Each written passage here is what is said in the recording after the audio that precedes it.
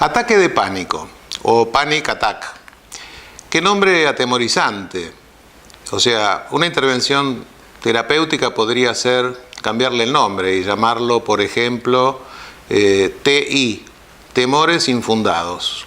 Sería un nombre un poquito más amigable, digamos, ¿no? Es decir, porque la persona que es diagnosticada con ataque de pánico dice, bueno, tengo ataques de pánico, y parece una cosa como dramática, ¿no?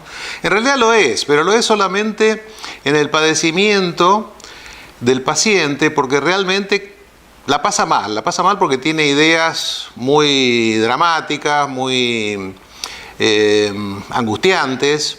Estas ideas producen emociones como por ejemplo el miedo, el temor, preocupación. La preocupación también es una emoción. Y las emociones están muy ligadas a las sensaciones corporales. Entonces se produce una activación fisiológica. Siempre que hay una emoción hay una activación fisiológica. ¿Qué quiere decir esto? Si nosotros nos asustamos y bueno, pasan cosas en el cuerpo que se sienten. También la alegría, es decir, cualquier emoción importante o no tan importante está conectada directamente con la parte fisiológica. Entonces hay una activación fisiológica. Esta activación fisiológica para nada es perjudicial, porque es que el cuerpo se prepara para una acción que supuestamente está por venir, como puede ser una huida, un ataque, o en fin, o una alegría, una risa, o lo que fuera, ¿no? Entonces el cuerpo se prepara para esto gestualmente, muscularmente, endocrinológicamente, inclusive a nivel de transmisores cerebrales y demás.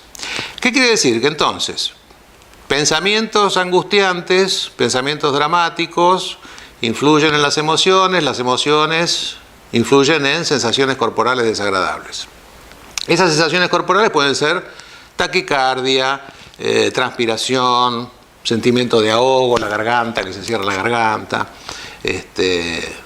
y ideación. Una ideación, pensamientos relacionados con, por ejemplo, directamente temor de muerte o temor de volverse loco, que es menos frecuente pero también ocurre. Las personas piensan que pueden volverse locas, cosa que en general no ocurre. Ninguna de las dos cosas ocurren en el 100% de los casos de ataque de pánico. Pero bueno, al menos no por el ataque de pánico, puede ocurrir por otro motivo. Entonces, digamos, hay como una interacción entre estas tres áreas que hemos nombrado, pensamientos, emociones y activación fisiológica, que se retroalimenta. Es decir, ¿cómo empieza el ataque de pánico? ¿Dónde empieza? ¿Empieza en la activación fisiológica? ¿Empieza en la emoción? ¿O empieza en la ideación, en los pensamientos? La realidad es que puede empezar en cualquiera de los tres lugares. Es decir, una persona puede estar demasiado abrigada, por ejemplo, en un ambiente cerrado, empezar a sentirse sofocado, sentir ciertas reacciones del cuerpo y empezar a pensar, me está pasando algo. Ok, ese pensamiento, producto de la activación fisiológica, influye sobre las emociones. Entonces, en las emociones aparece preocupación, temor. Ese temor retroalimenta, porque como es una emoción y dijimos que está conectada con el sistema fisiológico, retroalimenta la activación corporal, entonces hay más miedo a nivel pensamiento, hay más preocupación, más pensamientos de estar en peligro, ¿no? Creer que uno está en peligro, creer que estas sensaciones anuncian algo terrible, y esto a su vez retroalimenta las emociones y se hace un círculo vicioso con estos tres puntos solamente, pero habría un cuarto que es la conducta. Entonces, ¿qué pasa? Los pensamientos, cuando uno supone, bueno, estoy a punto de morirme, me está pasando algo, no sé lo que es, y entonces yo decido concurrir a una guardia, por ejemplo, o llamar por teléfono a alguien o decirle a un familiar que está conmigo en mi casa que me lleve a la guardia. Eso es una conducta.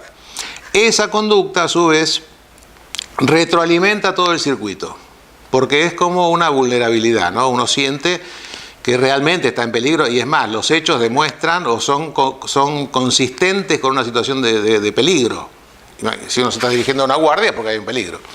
Entonces, ¿qué ocurre? Esta conducta también retroalimenta. Pero el tema era por dónde empezaba. Habíamos dicho que puede empezar con activación fisiológica en el caso de que la persona esté en un lugar cerrado, un poco sofocado. También puede comenzar a nivel pensamientos. Una ocurrencia, ¿no? La persona puede pensar, bueno, ¿qué pasará? A ver, le pueden comentar que un familiar tuvo un problema de salud de determinado tipo y él empezar a pensar, no tendré lo mismo, por ejemplo, ¿no? Una idea, un pensamiento. Ese pensamiento actúa directamente sobre las emociones.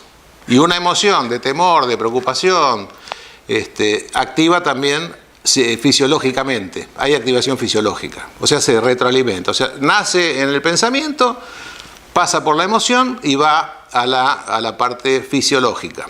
Y del pensamiento también puede ir a la conducta, ¿no es cierto? A partir de una idea. También puede empezar por la parte emocional. ¿Cómo es esto? Bueno, la persona, por ejemplo, puede haber tenido alguna experiencia en la infancia, supongamos que haya tenido alguna enfermedad que lo haya obligado a ser inyectado, recibir inyecciones cuando era muy chico. Entonces el color blanco de los guardapolvos, estamos haciendo un ejemplo, ¿no? El color blanco de los guardapolvos le sugiere cierto peligro. Entonces él puede ver un guardapolvo blanco o alguien con un guardapolvo blanco y activarse emocionalmente, con temor. Simplemente porque asoció emocionalmente, no cognitivamente, sino emocionalmente, sin pasar por la parte cognitiva, automáticamente se dispara una emoción de temor. Esa emoción de temor activa fisiológicamente y empiezan a venir los pensamientos, como ya dijimos, y de ahí pasa a la conducta retroalimenta, etc. O sea que puede empezar por cualquiera de los tres lugares. ¿Quién puede tener ataque de pánico? Cualquier persona puede tener ataque de pánico, no es una cuestión hereditaria, no hay diferencia entre hombres y mujeres.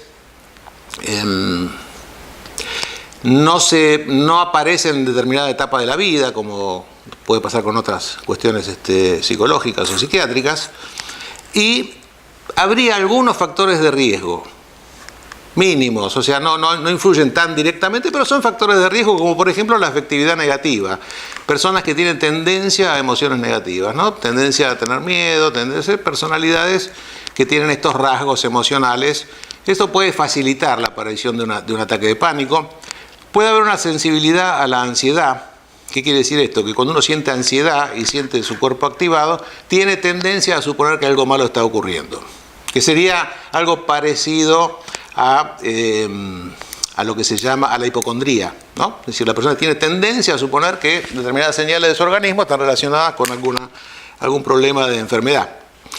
También puede haber cuestiones ambientales, es decir, una persona que ha sufrido maltrato infantil o algún abuso o alguna experiencia muy negativa en la infancia, es probable que tenga alguna facilidad para que aparezca el ataque de pánico, pero ninguna de estas cosas son decisivas. También es cierto que los estresores afectan. Estresores reales, como puede ser, por ejemplo, la pérdida de un trabajo, el fallecimiento de un ser querido, un divorcio, una enfermedad propia o de algún conocido. Estos estresores también pueden disparar el ataque de pánico o simplemente pueden aparecer de la nada. O sea, no hay en ese sentido en las investigaciones que se han hecho algo que sea así consistente como decir, bueno, pasan por esto. Estos son simplemente... Ahora, volviendo al tema del nombre. Yo hablaba de temores infundados. En vez de ataque de pánico, temores infundados. Yo quisiera mantener todo mi respeto por las sensaciones difíciles y muy, muy duras que siente la persona que tiene un ataque de pánico. No quiere decir con esto de que sean temores infundados que lo estoy minimizando. Es cierto que las sensaciones son muy, muy feas.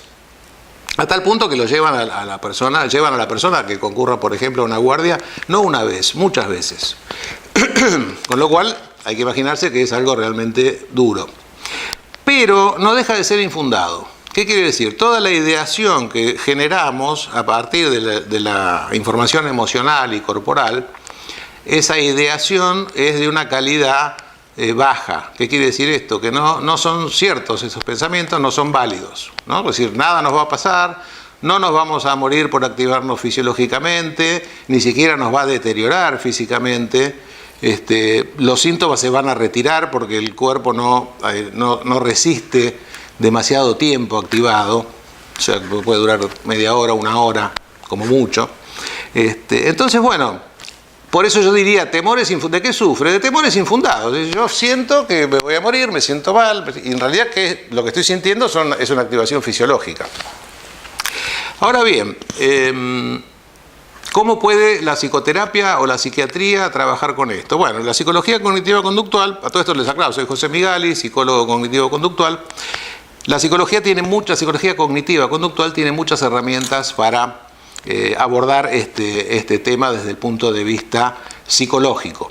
Desde el punto de vista psiquiátrico, hay ocasiones, si la ideación es demasiado recurrente y muy fuerte y muy resistente, digamos, puede ser medicado con algún antidepresivo, o si la activación fisiológica es exagerada, a veces es necesario algún psicofármaco, una benzodiazepina.